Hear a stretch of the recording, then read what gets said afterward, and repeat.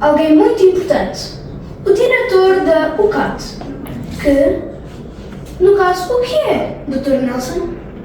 Bom dia, obrigado pelo convite.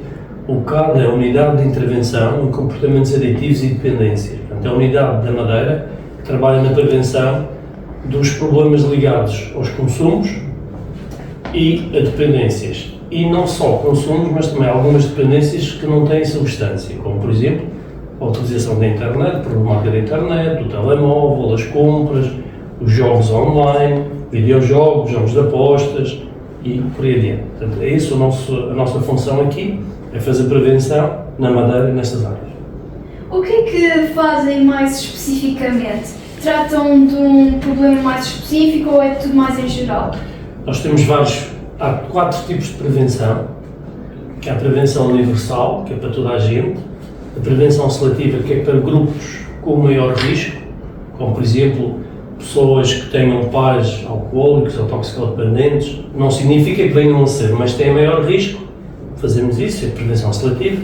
Há a prevenção indicada, que é com pessoas que já há consumos, por exemplo, e trabalhamos, neste caso, mano a mano, digamos assim, pessoa a pessoa, num gabinete, e há a prevenção ambiental, que é mexer na legislação, alterar a legislação, por exemplo, o regulamento da escola.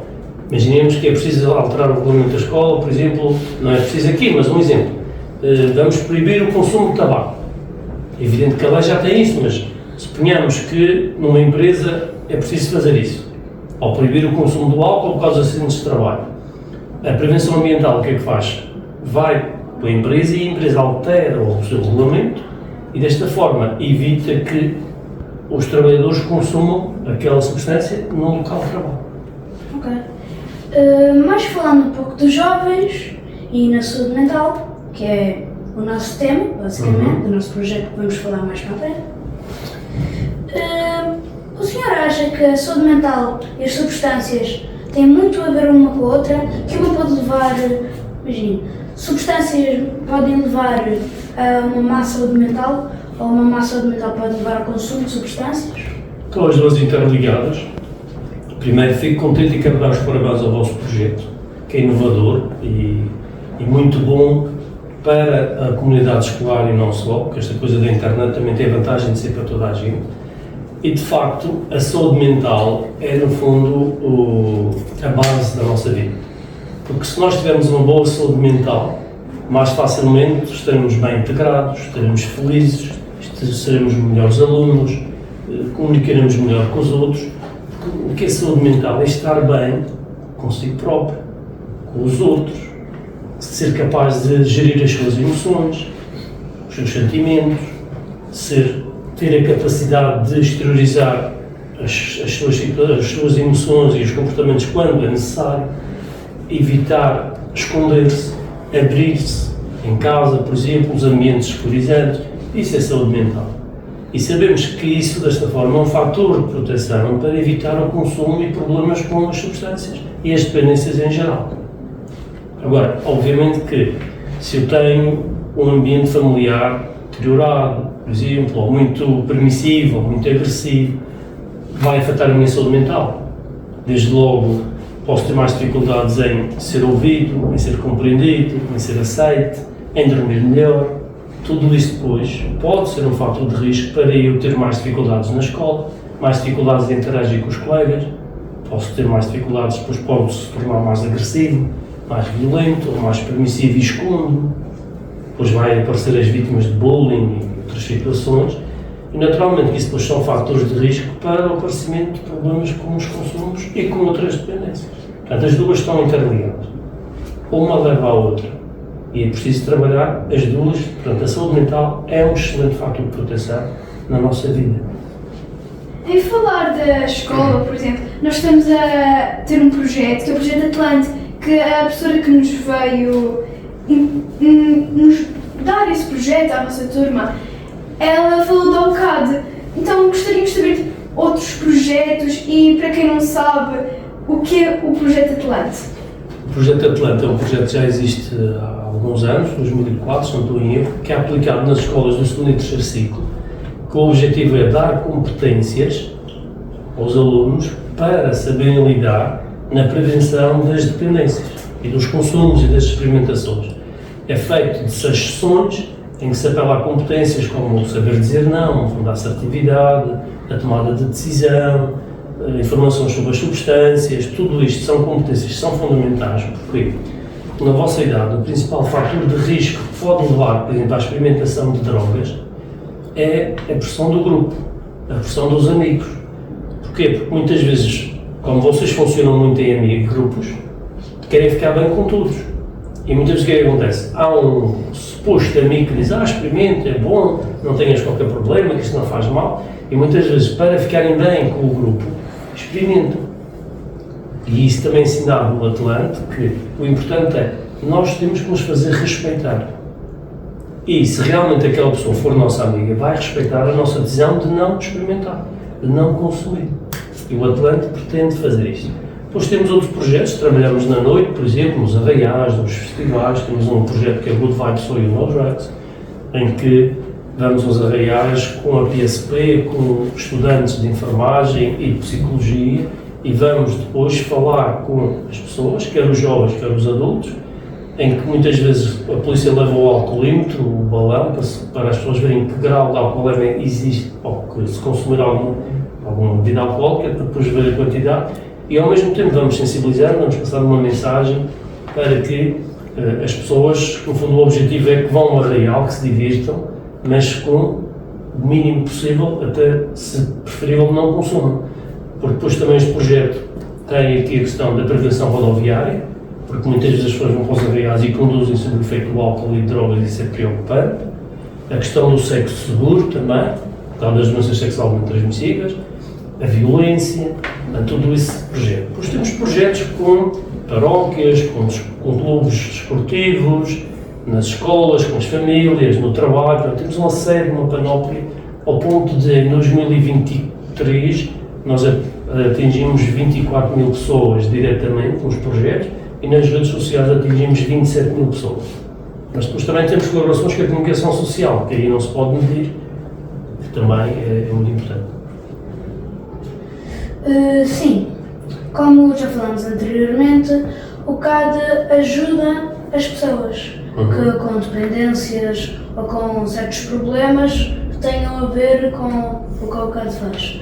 Mas poderia dizer-nos os métodos que utiliza, se faz reabilitações, se, como é que eu posso dizer, inspeta as pessoas, usa o balão, tem métodos de descobrir e métodos de ajudar a pessoa. Eu quero saber se nós queremos saber esses métodos. No fundo, a nossa principal base, como disse, é aqueles tipos de prevenção que eu falei, e temos campanhas, por exemplo, fazemos campanhas, fazemos ações, fazemos programas que podem demorar 1 ano, 2 anos, até mais. Temos ações que, por exemplo, pode ser ir a uma escola falar sobre um tema. Utilizamos também figuras públicas, desde atletas de alta competição, DJs, cantores, vários advogados, políticos. Vamos sempre porquê? Porque o nosso método não é assustar ninguém. Nós não queremos chocar ninguém. Queremos é ensinar que, por exemplo, eu prefiro levar uma pessoa que é bem sucedida, porque para ele chegar ao sucesso teve que trabalhar muito. E tem que trabalhar muito. Porque muitas vezes criamos a ideia de que eu, para ser uma pessoa de sucesso, é fácil. E não há problemas, mas não é verdade. Há tantas pessoas por aí que têm sucesso, por exemplo, um exemplo mais conhecido, por exemplo, o Cristiano Ronaldo.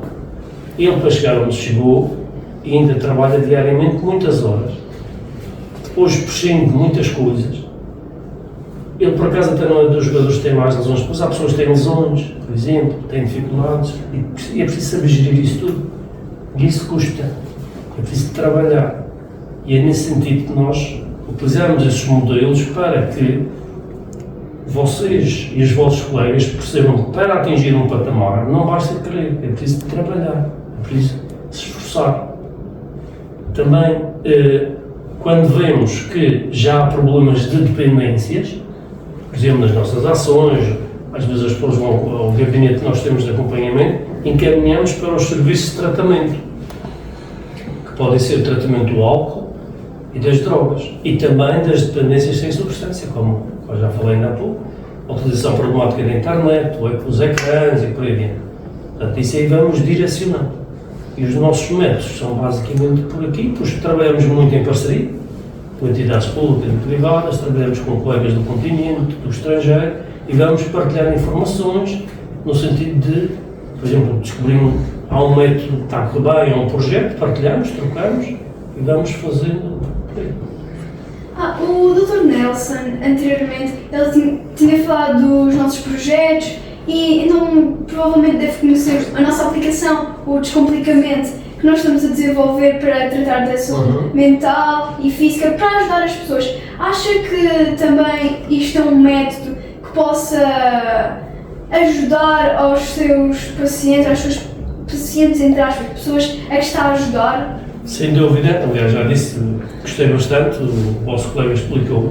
É um projeto muito interessante e pertinente e que vai ajudar a informar e a formar. E nesse sentido vai de encontro aos nossos objetivos. Nesse sentido vai de encontro à ideia de que, pela educação, conseguimos prevenir as dependências. E nesse sentido, estão de parabéns porque é uma pedrada no chão, é algo inovador que está a ser feito e vocês estão muito empenhados e motivados, o que para nós é motivo de orgulho também, porque é muito importante reforçar as coisas boas que se faz. Porque tendencialmente só se fala do mal. Eu gosto de falar do bom que se faz. E o vosso projeto, acho que alerta para temas atuais e bastante pertinentes para, não só para os estudantes, como para as suas famílias e para os professores e para os funcionários. E desta forma, estão a contribuir sem dúvida para uma boa saúde mental. E isso é importante. Como nós já ouvimos o senhor dizer e reforçar a sua opinião sobre o nosso projeto, queríamos saber se também tem alguma sugestão que queira nos dar para ajudar. Eu acho que é importante também trazer cá, abordar o tema mesmo da saúde mental em si. E vi, por exemplo, a questão do sono, que é muito importante, e que eu gostava de deixar uma alerta, porque, por exemplo, os ecrãs estão a alterar o padrão de sono de muitos jovens e adultos, e até crianças, e isso é preocupante. Porquê? Porque a luz do ecrã engana o cérebro e a hormona do sono é produzida em déficit por causa disso, e as pessoas não descansam. E ao não descansar, têm problemas, podem ter problemas não só de saúde mental, mas físicos. Primeiro, é no sono que crescemos. É no sono que o cérebro tem aqui uma série de processos de memorização, de aprendizagem, que é fundamental. E, infelizmente, o povo português dorme pouco. Vocês, na vossa idade, devem dormir entre 9 a 11 horas. O povo português, em geral, dorme uma média de 6,1 horas por noite. É muito pouco. Um adulto deve dormir entre 7 a 8 horas. E se nós não dormimos bem, então vamos ter problemas metabólicos, mentais, de concentração, de aprendizagem. Portanto, isso é um tema que eu acho que é interessante, a saúde mental mesmo, as emoções, falar um pouco sobre a parte emocional. Porque, imaginem, se eu perdi algo, eu vou ficar triste. É natural. Assim como se eu ganhar algo, eu vou ficar alegre. Mas muitas vezes o que é que as pessoas acham? Está triste, está a chorar, já está deprimido. Não é nada disso. Estamos a falar de emoções e que são importantes termos. Porque muitas vezes é importante chorar. E, por exemplo, perdi alguém na minha família, por exemplo. Para eu reparar aquela perda, eu preciso de chorar, desabafar, me revoltar. Há um conjunto de sentimentos, de emoções que se passam até aceitar a perda. Nós não somos computadores, não somos máquina. E daí que essa temática acho que era importante. Obrigada. Por isso, então, as emoções, não é mau sentir todas as emoções no dia. E isso pode acontecer, e acha que se acontecer várias vezes é assim algo normal, que muito mais não faz problema. E muito mais na vossa idade, em que vocês vivem muito no aqui e no agora. E a intensidade com que vivem é muito mais acentuada que nós adultos. Por exemplo, veja-se a questão do amor. Especialmente na fase da adolescência. Exatamente. Sim. Exatamente. Que é, as vossas relações nessas idades amorosas são muito intensas e a maior parte curtas. E daí depois as desilusões amorosas também são muitas vezes duras. Um adulto acha que muitas vezes até nos preza e nunca devemos fazer isso, porque há sofrimento real. Mas é importante haver esse sofrimento, porque assim, desta forma, vamos reparar. E a vida é feita de várias emoções ao longo do dia. Nós vamos variando o nosso estado de humor. E na adolescência, em termos de psicopatologia, aliás, nos manuais estão tudo lá isso, muitas vezes o que, para um adulto, por exemplo, se eu sentisse o que um adolescente sente, enquanto adulto, era um problema, era uma perturbação psicológica, para o adolescente não é. Não é porque está enquadrado, tem a ver com a fase de desenvolvimento que vocês estão e que é natural que isso aconteça. É natural que a pessoa esteja triste, depois de pouco esteja contente e vai variando. No adulto, muitas vezes isso é explicado como uma perturbação. Portanto, não tenham medo das vossas emoções. Os vossos colegas não devem ter medo.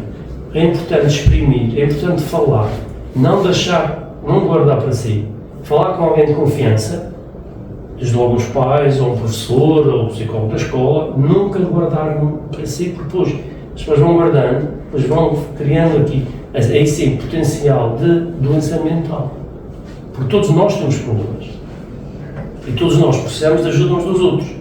E não devemos ter medo de pedir ajuda, não é um sinal de fraqueza, antes pelo contrário. É um sinal de capacidade de dizer, eu preciso de ajuda. E isso é ótimo. Não tenham vergonha e os vossos colegas não têm que ter vergonha. Porque ninguém é independente totalmente, nós precisamos todos uns dos outros. Ninguém é perfeito. Exatamente. E na parte da saúde mental, é natural que todos nós tenhamos problemas e é preciso resolver. E muitas vezes, nem à primeira se consegue. Às vezes à terceira, à quarta, muitas vezes não conseguimos resolver sozinhos, não faz mal. E não sou muito fraco por causa disso, não. Eu gosto de que, eu quando preciso, peço ajuda. Isso é que é importante. E aconselho-vos a fazer igual. Não tenham medo de falar sobre isso. Mas sempre com pessoas de confiança, porque depois, como isto é a nossa intimidade, se nós partilhamos com alguém que não tem essa capacidade, esse respeito por nós, pode ser mau, porque depois podem gozar, abusar, ridicularizar, e isso não é correto. Portanto, o conselho que eu dou é, falem com pessoas da vossa confiança, como os pais, professores, psicólogos, ou outro funcionário, ou alguém que vocês tenham confiança, um adulto de referência. Agora, não escondam. Muitas vezes, é a partir daí que nascem outras chatices, nomeadamente depressões, ansiedades, com pânico, e não há necessidade. Só que o problema é que às vezes uma pessoa pode ser de confiança, ou nós acharmos que é pessoa de confiança, mas lá no fundo a pessoa é falsa. A pessoa não gosta de nós, mas nós expusemos os nossos sentimentos. E às vezes também a pessoa não... Porquê que ela vai expor o nosso segredo, algo que a gente queira guardar para nós, ou só para uma pessoa? Às vezes também é daí que também se começa o bullying. Exatamente, mas por isso é que... Casos piores. Por isso tu falaste tem uma coisa importante, que é, quando nós queremos, é porque eu, ao contar um segredo meu, estou a dar-me ao outro. E eu, para dar-me ao outro, tenho que ser alguém da minha confiança. E por isso o conselho que eu dou é, eu sei que a tendência é falarmos entre nós adolescentes. Também já fui adolescente, às vezes falo certas coisas com os meus amigos. Mas há coisas que o melhor é ir falar com os pais, ou se acham que não, tem o psicólogo da escola, por exemplo, que é uma pessoa de confiança. O serviço de psicologia, que já foi entrevistado. Exatamente, podem fazer isso. Ou alguma professora, diretora de turma, ou alguma professora de uma confiança, que são pessoas que não vão quebrar a confidencialidade.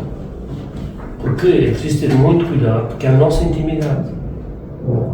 No fundo é como nos despirmos. Quando nós estamos a contar os nossos segredos emocionais, é o equivalente a nos despirmos fisicamente. Porque estamos a contar algo de nós, pois se não for bem preservado, pode ser, como tu dizias bem, pode ser usado contra nós. E não é correto, não é justo. E daí que, na minha opinião, o importante é falar com quem, com estas pessoas que eu falo. Agora voltando um pouco às substâncias, sobre a nossa aplicação, acha que no futuro devíamos adicionar alguma coisa relacionada a isso? É uma coisa também interessante. E aí também da nossa parte há todo o apoio, se vocês precisarem, teremos todo o gosto em ajudar Também, porque o que é importante aqui, o que eu estou a gostar da vossa aplicação, é que há conteúdos científicos. E o importante também é irmos sempre a sites de confiança, a sites institucionais, e não a grupos, porque às vezes a internet tem tudo e mais alguma coisa. E temos que seriar. E como é que selecionamos? Sempre os sites institucionais são fundamentais. Verem mais de um site para verificar, para ver se os fatos são verídicos. Exato, e também quer estes sites têm documentação validada, científica, têm as linhas orientadoras e é muito melhor do que ir a um site que muitas vezes não tem qualquer credibilidade. E tiramos informação que não é correta e podemos estar a deturpar e a prejudicar os outros. Por isso, da nossa parte também teremos todo o gosto em vos ajudar. Aliás, a professora Bárbara sabe que tem o meu contacto, a professora Natália, qualquer coisa é só dizerem que teremos todo o gosto em vos ajudar e volto a dizer, isto é um projeto para mim inovador e que faz todo o sentido e que vos dou os parabéns, que é muito importante, é uma área muito importante. Muito obrigado, já agora. Agradecemos bastante esses elogios, tanto porque, como é um projeto novo, nós também gostávamos de saber, por isso é que estamos a fazer estas entrevistas, mais podcasts, que é para termos a opinião de pessoas que estão mais por dentro do assunto, para que possamos desenvolver algo que seja bom para toda a gente, que seja verídico, exatamente. A questão da internet é muito importante, dos telemóveis, das redes sociais, também é um tema que eu acho que é importante vocês falarem. Cada vez mais está a aumentar os problemas devido a estas situações, ao ponto de nisto, mais dia menos dia, vão dar muitos mais problemas do que a droga. Cada vez mais temos pessoas que estão dependentes das novas tecnologias. Isso é um tema também que eu acho que é importante falar. Ok. Obrigado, acho. Agradecemos a sua participação. Eu é que agradeço o convite e parabéns mais uma vez e força. E felicidades para os vossos estudos também. Obrigado. É uma honra tê-lo aqui, obviamente. É o diretor de um projeto não, serviço. Não. De um serviço tão importante, na minha opinião, e acho que nós aprendemos muito com esta entrevista e que com certeza vai nos ajudar no nosso projeto. Por isso, muito obrigado.